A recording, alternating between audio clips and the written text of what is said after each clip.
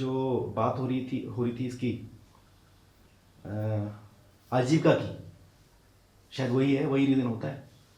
Mind अपनी security चाहता है, तो इसमें थोड़ी क्लैरिटी चाहिए। तो ठीक है, शरीर है तो शरीर को तो रोटी कपड़ा देना पड़ेगा ना। वो बंदोबस्त करके अलग रख दो। कबीर साहब कहते हैं कि मन जब आकर भौंके तो उसे रोटी डाल दो।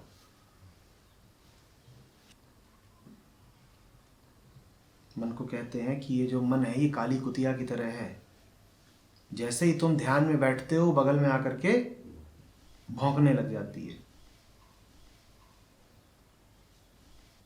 जहां तुमने भजन शुरू किया कुतिया ने भौंकना शुरू किया।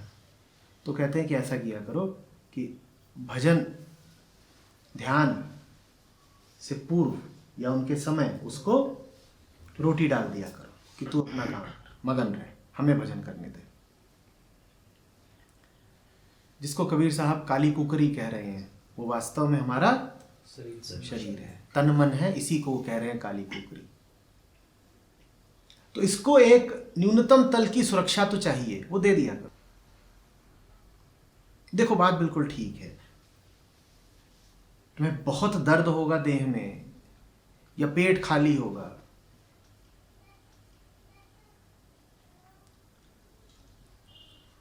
या बहुत ताप होगा, गर्मी लग रही होगी, तुम्हारे लिए बहुत मुश्किल हो जाएगा यहां बैठ के मुझे सुनना। यहां भी बैठे हो तो मौसम, माहौल, गद्दा, पानी, इनका ख्याल रखा गया है। अभी जून का महीना और तपती धूप में दोपहर को कहा जाए कि आ जाओ चौराहे पे बैठेंगे, होगा सत्संग भजन, नहीं हो सकता। कुछ चीज़ों का ख्याल रखना पड़ता है, क्योंकि मिट्टी का पुतला है ना, पानी पड़ता है तो गलने लगता है, धूप पड़ती है तो चटकने लगता है।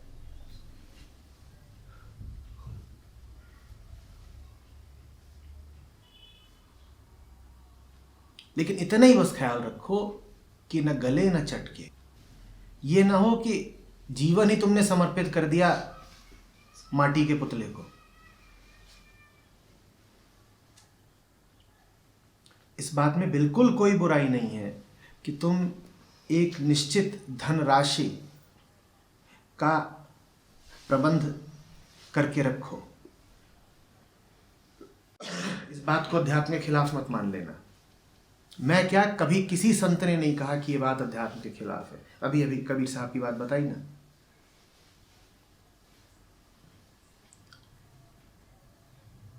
वो भी कहते हैं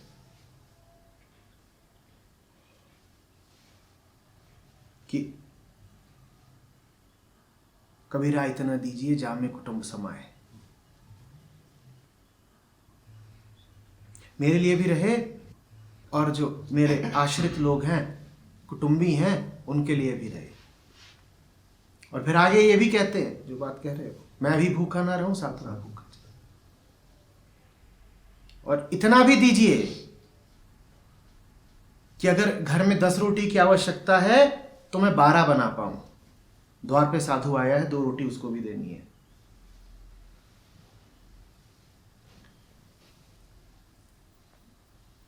और वो प्रबंध करना कोई बहुत मुश्किल नहीं होता, उसको जल्दी से निपटा दो। न्यूनतम आवश्यकताओं का प्रबंध करना और लालच में पड़ जाना, ये 2 भिन्न बातें हैं। इनके बीच की रेखा स्पष्ट होनी चाहिए।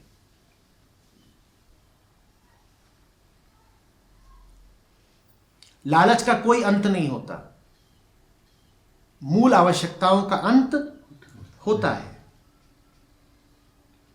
तुम्हें साफ पता होना चाहिए कि मूल आवश्यकताएं कितनी हैं और उनको उतनी ही रखो और उनका प्रबंध करो। वो मुश्किल नहीं होगा।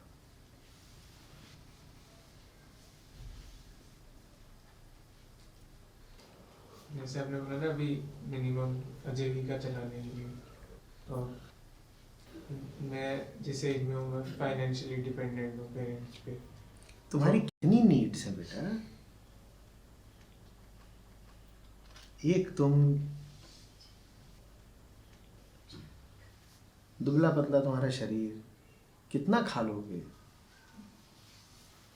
जितनी तुम्हारी आवश्यकताएं हैं वो तो बहुत आसानी से पूरी हो जाएंगी ना। तो जब तुम बोलते हो कि मैं दूसरों पर आश्रित हूं, तो ऐसा लगता है कि जाने कितना बड़ा तुम उपक्रम कर रहे हो, जिसके लिए तमाम जगहों से तुम्हें धन चाहिए।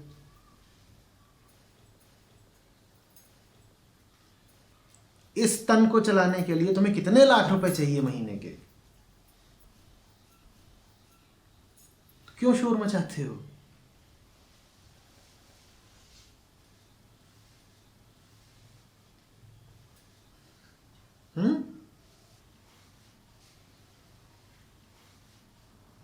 एक अकेले नौजवान आदमी को तो पैसे का बहुत विचार आना ही नहीं चाहिए। थोड़ी बहुत उसकी जरूरतें वो मजे में पूरी होंगी।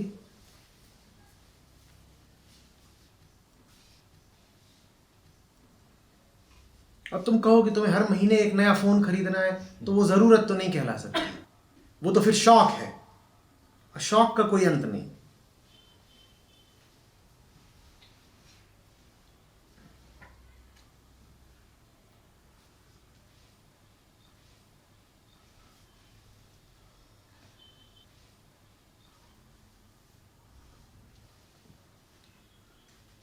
रुपए पैसे की बात थोड़ा अलग रख के देखो कि जीवन जीने का एक सार्थक तरीका क्या है, सही उद्देश्य क्या है, उसको पकड़ो। उसको पकड़ने के बाद फिर विचार करो कि काम तो सही पकड़ लिया, अब इसमें पैसा कैसे बनाया जाए। यह नहीं किया जाता कि पैसा बनाने के बाद देख रहे हैं कि अब जो 2-4% समय बचा है उसमें बोध कैसे जगाया जाए ना।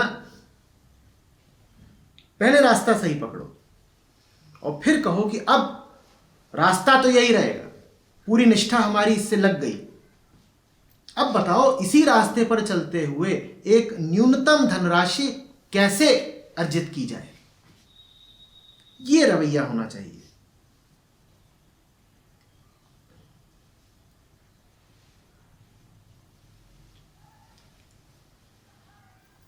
आ रही बात समझ में?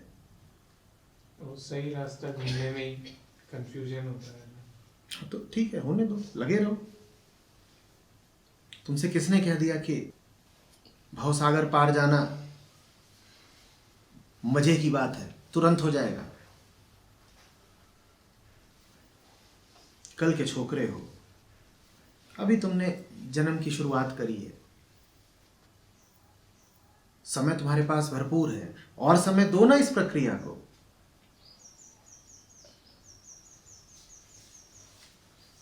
या बस तत्काल ही सब चाहिए? तत्काल तो कल की ट्रेन का रिजर्वेशन ना मिले। तुम्हें मोक्ष चाहिए?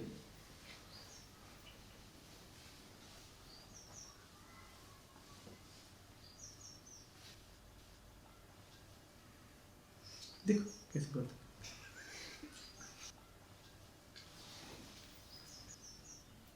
अध्यात्म और पैसा एक दूसरे के खिलाफ नहीं है। अध्यात्म बस ये सिखाता है कि पैसा कहीं तुम्हारा मालिक ना बन बैठे। पैसा जिंदगी के लिए होना चाहिए, जिंदगी पैसे के लिए नहीं। जिंदगी शांति के लिए होनी चाहिए, जिंदगी सच्चाई के लिए होनी चाहिए। हाँ, शांति की तरफ बढ़ने के लिए, सच्चाई की तरफ बढ़ने के लिए भी तुम्हें कुछ पैसे की जरूरत पड़ेगी। उतना पैसा जरूर कमाओ, कोई नहीं मना कर रहा।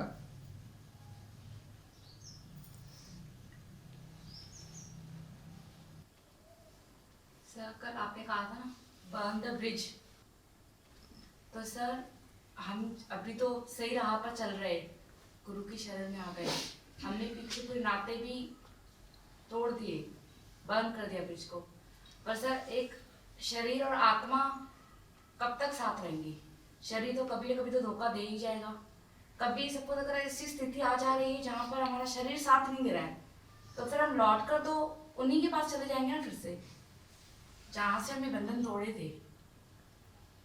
सीधे सीधे ही कह रहे हो कि बहुत कुछ करने लगे लेकिन बीमार हो गए, जी। तो दोबारा बीमार हो गए तो अस्पताल जाओ, ब्रिज पे थोड़ी जाओगे। घर वालों को क्या नर्स की तरह इस्तेमाल करना चाहते हो? नर्स चाहिए तो नर्स के पास जाओ, अस्पताल चाहिए तो अस्पताल के पास जाओ।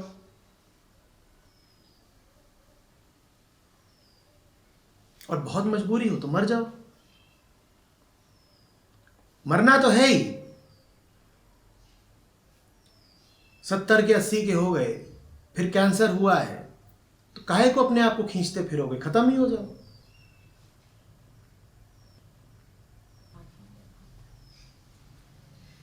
आत्महत्या भी तो पाप ही ना, ये आत्महत्या नहीं है।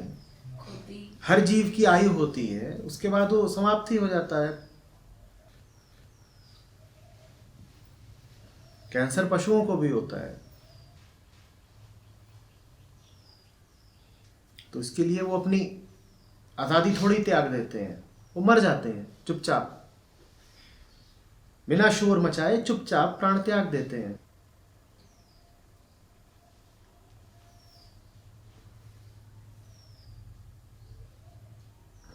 जिन चीजों के होने की संभावना नगण्य है,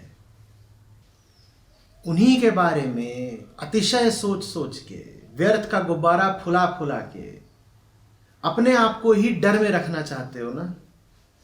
डर में क्यों रखना चाहते हो? ताकि सही काम ना करना पड़े,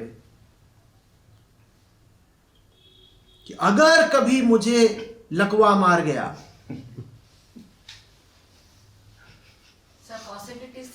पॉसिबिलिटी तो ये भी है कि नहीं मारे, हाँ। तो 99.99% जो संभावना है उसको छुपाए बैठी हो, उसकी बात ही नहीं करनी। पक्ष ले रही हो उस संभावना का जो 0.01% है। उनके हिसाब से तो कुछ भी कभी भी हो सकता है। अरे फिर मैं ऐसे भी नहीं बोल रही कि मुझे, किसी को भी हो सकता है। नहीं जो जानना। संभावना इस बात की है कि अभी पीछे से सांप आके तुम्हें डस लेगा, वही संभावना इस बात की है कि तुम्हें लकवा मार जाएगा। पर तुम इस संभावना की बात ही नहीं कर रही हो कि सांप आके डस लेगा, क्योंकि वो बात करना मूर्खता है। उतनी ही बड़ी मूर्खता है ये बात करना कि अगर मुझे 80 की उम्र में लकवा मार गया तो मेरा क्या होगा। संभावना बराबर की इस बात की भी है कि अभी यहां भूचाल आ जाए, तो चलो बाहर भागते हैं सबला, पर हम उसकी बात ही नहीं कर रहे ना। उसका विचार करना व्यर्थ है, पर व्यर्थ के विचार करना चाहती हो ताकि सही काम से बची रहो। छत अभी अभी गिर सकती है नीचे, तो और एक ना एक दिन होगा जब ये छत गिरेगी नीचे। गिरेगी कि नहीं? लकवा तो हो सकता है कि तुम्हें आजन्म न पड़े, ये हो सकता है कि तुम्हें जिंदगी भर लकवा न मारे, लेकिन ये तो हो ही नहीं सकता कि ये छत कभी ना गिरे। एक दिन तो आएगा जब ये छत अवश्य गिरेगी, तो हम क्या करें? अभी से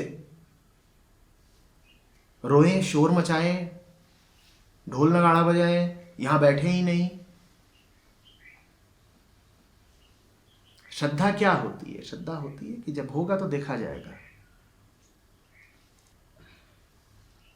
जब होगा तो देखा जाएगा। एक दिन तो ऐसा भी आएगा जब अस्तित्व ही समाप्त हो जाएगा, प्रलय। तो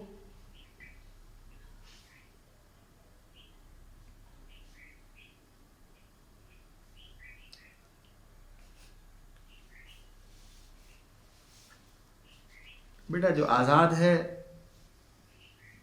उसे लकवा कभी मारता नहीं।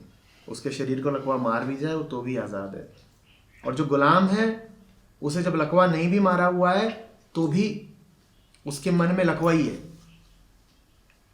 लकवा माने क्या? जब कोई अंग चलना फिरना काम करना छोड़ दे।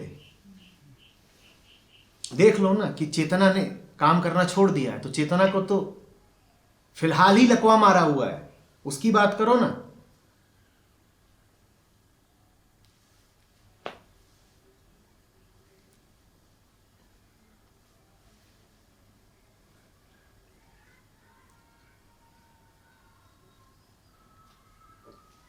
फिर ये बात मुझे समझ में आती नहीं। ये तर्क औरों ने भी बताए हैं। एक आया था 25 साल का रहा होगा, बोलता शादी करनी तो जरूरी है। मैंने कहा काय को? बोलता मेरे खानदान में दिल के दौरे की परंपरा है।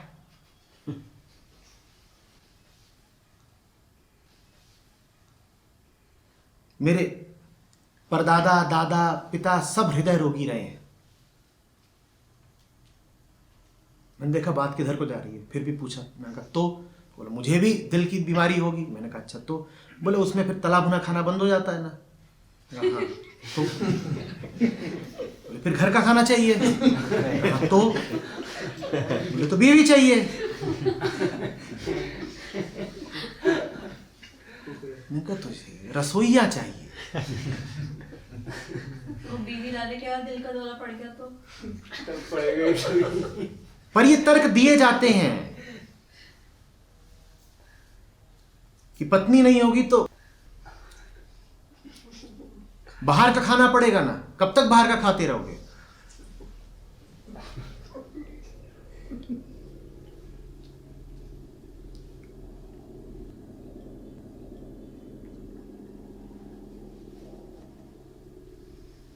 और लड़कियों को ऐसे बोला जाता है जब बुढ़ी हो जाओगी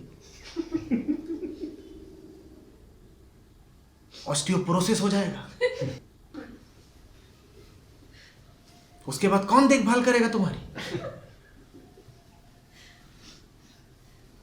तो क्या है, तुम हेल्थ इंश्योरेंस खरीद रहे हो? तुम क्या कर रहे हो?